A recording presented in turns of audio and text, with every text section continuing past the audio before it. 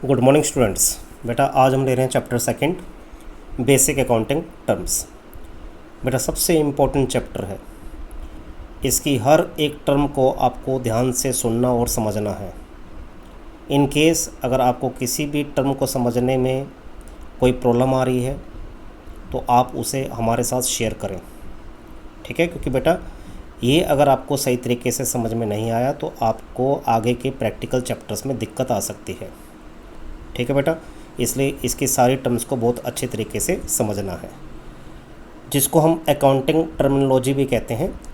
तो basic accounting terms को समझने से पहले कुछ चीज़ों का, कुछ कंसेप्ट्स और प्रिंसिपल्स का यहाँ पर रोल प्ले होगा, तो पहले उनको समझ लो। जैसे कि आप देखो बॉक्स में आपको एक बिजनेस एंटिटी प्रिंसिपल दे रखा है। इस प्रिंसिपल का मतलब होता है बेटा कि business and businessman both are separate. We record business transaction from the point of view of the business, not from the point of view of businessman. Business के पॉइंट ऑफ व्यू से आपने business transactions को record करना है। मिसाल तौर पे Ram started business by investing ₹1,00,000। Ram ने बिज़नेस स्टार्ट किया 1,00,000 रुपया बिज़नेस में लगाकर।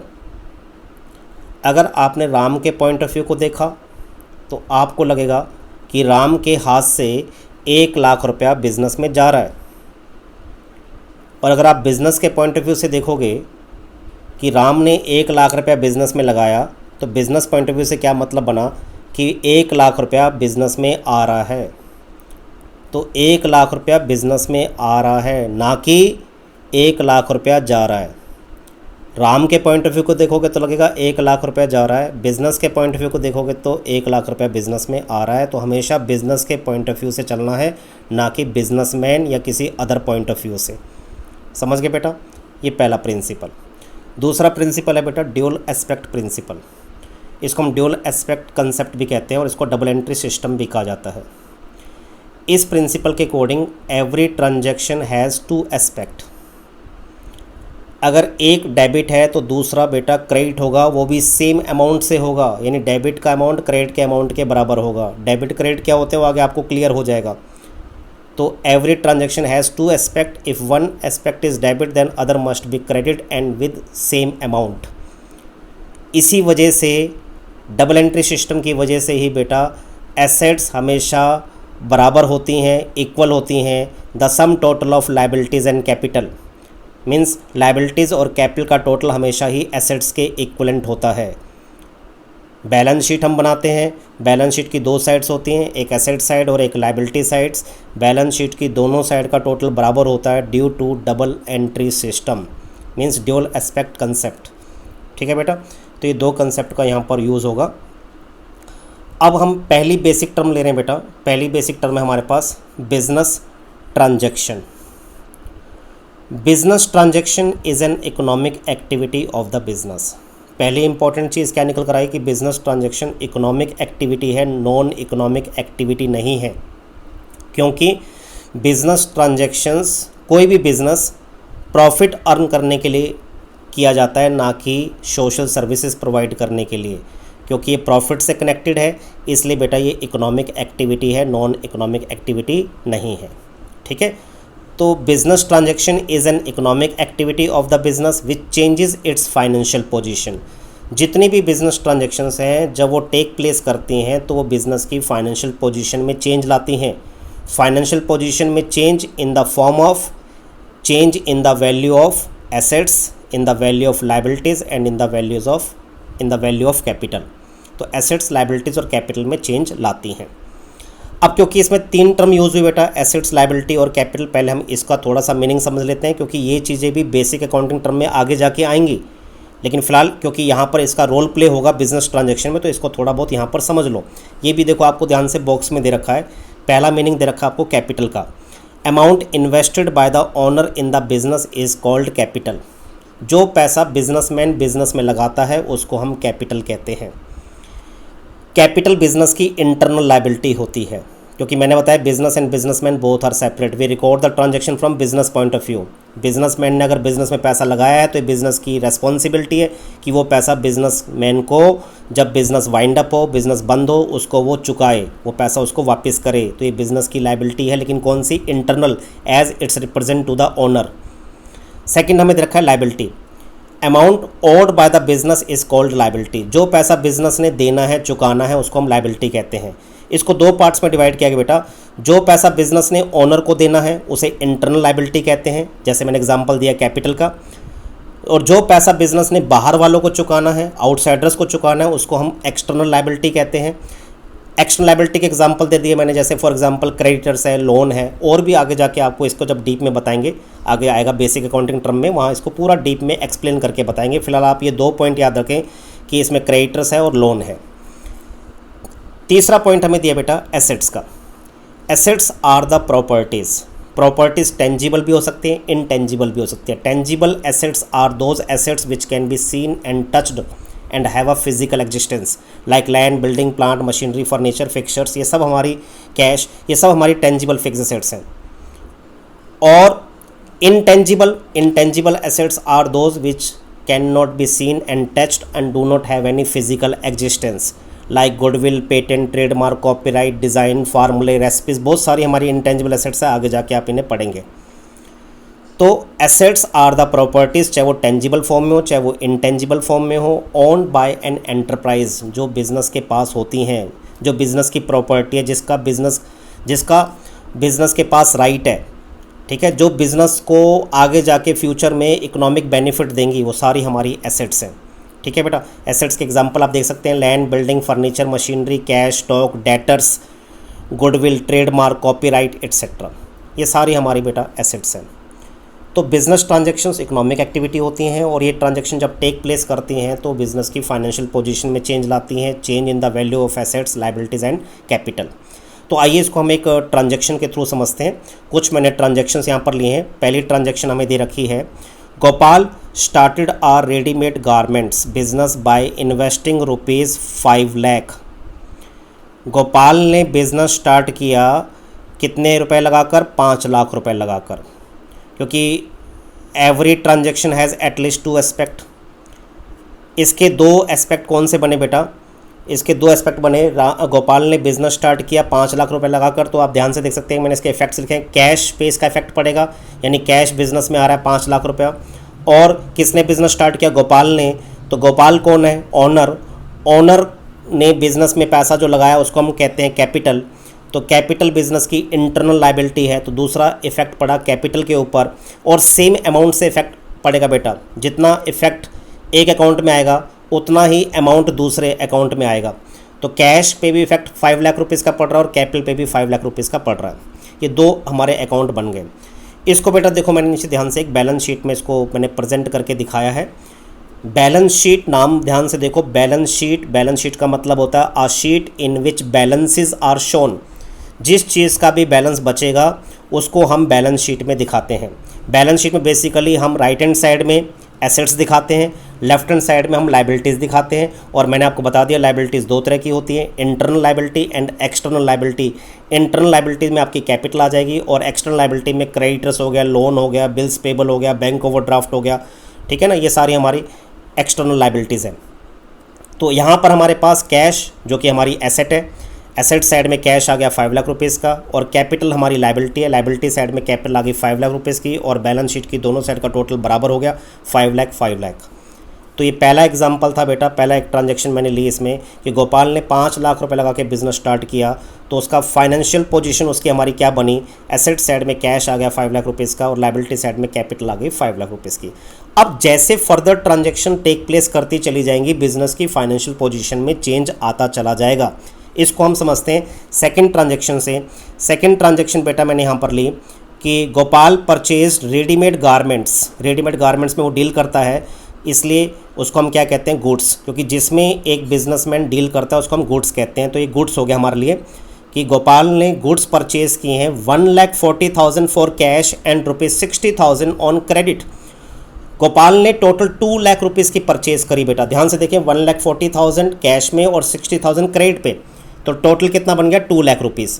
तो 2 लाख रुपीज़ का गुड्स आपने परचेज़ किया, जिसमें से 1,40,000 तो आपने कैश में पेमेंट करी है, 60,000 आपने क्रेडिट पे परचेज़ किया। क्रेडिट पे परचेज़ करना मतलब अभी आपने पेमेंट नहीं करी, उसे आप फ्यूचर में पेमेंट करोगे, तो इससे आपके क्रेडिटर्स बन जाएंगे। क्रेडिटर्स हमारी लायबिलिटी होती हैं जो आपको फ्यूचर में, नियर फ्यूचर में आपको चुकानी है। तो इस ट्रांजैक्शन के हमारे एस्पेक्ट कौन कौन से बने, इस ट्रांजैक्शन का इफेक्ट पड़ा बेटा, ध्यान से देखो। एक तो कैश पे पड़ेगा, कैश हमारा अब हो गया 3,60,000। कैसे हो गया 3,60,000, एक बारी ध्यान से देखते हैं। पहली ट्रांजैक्शन के बाद कैश हमारे पास 5 लाख रुपीज़ का था, ध्यान से देखें बैलेंस शीट में यहाँ पर। अब ये 5 लाख का कैश यहाँ पर आ गया, ब्रैकेट में देखें ध्यान से। और आपने गुड्स परचेज़ किया था कैश में परचेज़ किया था 1,40,000 का। 1,40,000 का गुड्स कैश में परचेज़ करने से गुड्स तो बिज़नेस में आ गया, लेकिन बिज़नेस से 1,40,000 का कैश चला गया। तो 5 लाख के कैश में से 1,40,000 का कैश चला गया, तो बेटा नेक्स्ट आपके पास जो बैलेंस कैश बच गया वो बच गया 3,60,000 का। ठीक है, तो पहला इफेक्ट इसका किसके ऊपर पड़ा, कैश के ऊपर। जो कैश पहले 5 लाख था अब वो 3,60,000 का रह गया। दूसरा इफेक्ट इसका पड़ा स्टॉक पर, क्योंकि हमने गुड्स परचेज़ किया बेटा। गुड्स जो रिमेन अनसोल्ड होता है, जब तक वो बिकेगा नहीं तब तक वो हमारा इन्वेंट्री यानी स्टॉक का काम करेगा। तो हमने गुड्स देखो कितना परचेज़ किया था, टोटल 2 लाख रुपीज़ का, 1,40,000 का कैश में और 60,000 का क्रेडिट पे। तो 2 लाख रुपीज़ का जो आपने स्टॉक परचेज़ किया, इससे बिजनेस में स्टॉक आपका इंक्रीज़ हो गया। स्टॉक आपकी एसेट है, कैश आपकी एसेट है। ठीक है बेटा। और कुछ गुड्स आप ध्यान से देखो, आपने क्रेडिट पे परचेज़ किया है, कितना क्रेडिट, 60,000 उधार परचेज़ करने से आपके क्रेडिटर्स बन जाएंगे। मैंने ब्रैकेट में शो भी कर दिया क्रेडिटर्स कैसे बनते हैं, due to credit purchase of goods. Credit purchase of goods, उधार गुड्स परचेज करने से हमारे क्रेडिटर्स बन जाएंगे कितने के, 60,000 के। और ये हमें फ्यूचर में ये 60,000 की पेमेंट करनी है, ये हमारी लायबिलिटी बन गई बेटा। तो इस ट्रांजैक्शन का इफेक्ट आप ध्यान से देख सकते हैं कि जो गोपाल ने गुड्स परचेज़ किए हैं कैश में भी और क्रेडिट में भी, इसका इफेक्ट 3 अकाउंट पे पड़ा, कैश पे, स्टॉक पे और क्रेडिटर्स पे। कैपिटल पे आप देख सकते हैं इसका कोई इफेक्ट नहीं पड़ा। तो इसको फिर जब मैंने बैलेंस शीट में शो किया बेटा, क्योंकि बैलेंस शीट में हम सारे बैलेंसेस दिखाते हैं, तो आप ध्यान से देखें कैश का बैलेंस हमारे पास बचा 3,60,000। तो कैश एसेट साइड में दिखा दिया 3,60,000, क्योंकि कैश हमारी एसेट है। स्टॉक पे इफेक्ट पड़ा 2 लाख रुपीज़ का, स्टॉक भी हमारी एसेट है, स्टॉक हमने 2 लाख रुपीज़ का दिखा दिया। क्रेडिटर्स हमारी लायबिलिटी है, लायबिलिटी साइड में आप ध्यान से देखें क्रेडिटर्स हमने 60,000 रुपीज़ के दिखा दिए। अब रह गया कैपिटल। कैपिटल में कोई चेंज नहीं था, तो ध्यान से देखो पहले बैलेंस शीट में कैपिटल थी आपकी 5 लाख रुपीज़, वो सेम की सेम कैपिटल आपकी यहाँ पर आ गई 5 लाख रुपीज़ की। और बैलेंस शीट की दोनों साइड का टोटल आप ध्यान से देखें 5,60,000 एंड 5,60,000 इक्वल हो गया। ठीक है बेटा। लेकिन पहले वाली बैलेंस शीट को देखो और अब इस बैलेंस शीट को देखो, दोनों में चेंज आ गया, क्योंकि हर ट्रांजैक्शन के बाद बिजनेस की फाइनेंशियल पोजीशन में चेंज आएगा, एसेट्स में, लायबिलिटी में और कैपिटल में चेंज आएगा। लेकिन चेंज आने के बाद जो बैलेंस शीट बनेगी वो हर बार बैलेंस शीट की दोनों साइड्स, एसेट साइड और लायबिलिटी साइड का टोटल इक्वल होगा। इसको फिर समझते हैं बेटा एक ट्रांजैक्शन नंबर 3 को लेकर। ट्रांजैक्शन नंबर 3 देखें, गुड्स कॉस्टिंग ₹30,000। कॉस्टिंग मतलब जो आपने 30,000 की खरीदी थी उसे कॉस्ट कहते हैं, जितने में खरीदा जाता है उसको कॉस्ट कहते हैं। Goods costing ₹30,000 sold for ₹35,000 for cash, यानी 30,000 का गुड्स आपने 35,000 में बेच दिया। कैसे बेच दिया, कैश में। तो यहाँ पर साफ पता लग रहा है कि 30,000 का गुड्स हमारे हाथ से जा रहा है, बिजनेस से जा रहा है, और 35,000 का कैश आ रहा है, और इस प्रोसेस में हमने 5,000 का प्रॉफिट अर्न किया है। And goods costing ₹20,000 sold for ₹19,000 on credit. और हमने एक और भी किया है यहाँ पे ट्रांजैक्शन कि 20,000 की गुड्स को जो उसकी कॉस्ट है उसको हमने सोल्ड किया 19,000 में, 19,000 में। कैसे सोल्ड किया, ऑन क्रेडिट, उधार भी बेचा है। तो 20,000 का गुड्स आपने 19,000 रुपये में बेचा। तो यहाँ पर हमें क्या पता लग रहा है कि 20,000 का गुड्स बिजनेस से जा रहा है, लेकिन 19,000 का कैश हमारे पास नहीं आ रहा, क्योंकि उसे उधार बेचा है। वो पैसा हमारे पास फ्यूचर में आएगा तो उससे हमारी एसेट बनेगी, और एसेट किस फॉर्म में बनेगी, डेटर्स की फॉर्म में। ठीक है बेटा। और यहाँ पर 20,000 का गुड्स आपने कितने बेचा, 19,000 में कम पर बेचा है, तो आपको यहाँ पर 1,000 रुपये का लॉस भी हो रहा है।